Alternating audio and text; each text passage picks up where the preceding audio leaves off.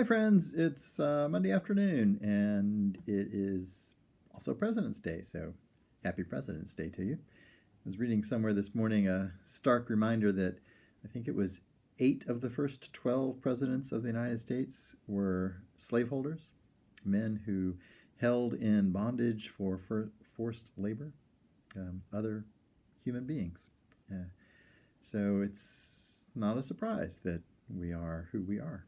Um, and that we'll make many of the mistakes that are all but inevitable coming out of that kind of history and background. Um, I also have like 3% battery left on this thing right now. Um, Somehow that confluence spoke to me, particularly in context of reading as I've been doing this month. Uh, Martin Luther King's letter from the Birmingham City Jail.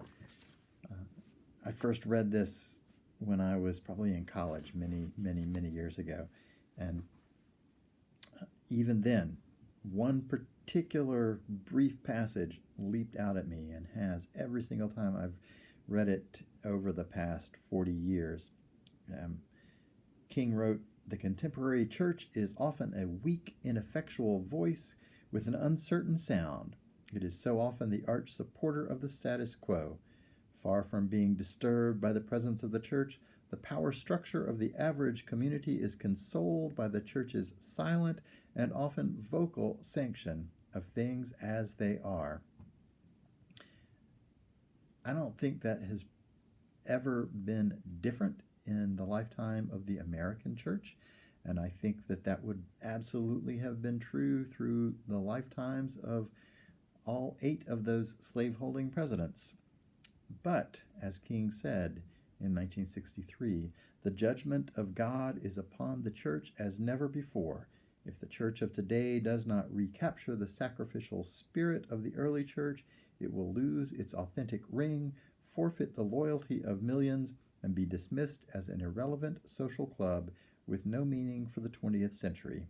I am meeting young people every day whose disappointment with the church has risen to outright disgust. I think it's abundantly clear that, if anything, King underestimated the irrelevance of the church for the remainder of the 20th century and the 21st. We have forfeited the loyalty of way more than millions. Millions in my own denomination, the Presbyterian Church USA. We have lost that many members since King wrote those words in 1963. So I'm sitting here as an almost 60-year-old man, and one of the questions that comes to my mind immediately pondering those facts is, does it matter? Do I care personally? Does it mean anything to me? I mean, if the church dies completely in the next 30 years, what does that really matter to me? After all, I'm almost 60. Demographically, chances are pretty good I'm not going to much outlive that, if at all. So, what's it to me?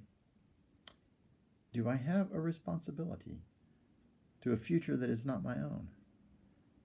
I think that's a question that the church in every time has to answer. And I think that it is among the most pressing questions that churches in North America, particularly the main line, have to ask themselves right now. Do we have a responsibility to a future that we're not going to be around to participate in?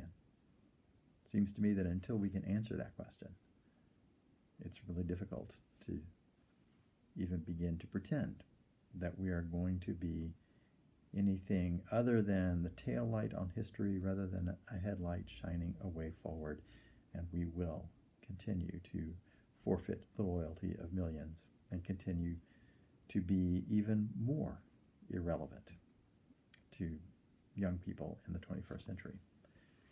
So, happy President's Day to you. I hope that together we can imagine a different future, a future otherwise, one in which what we proclaim and what we do matters deeply.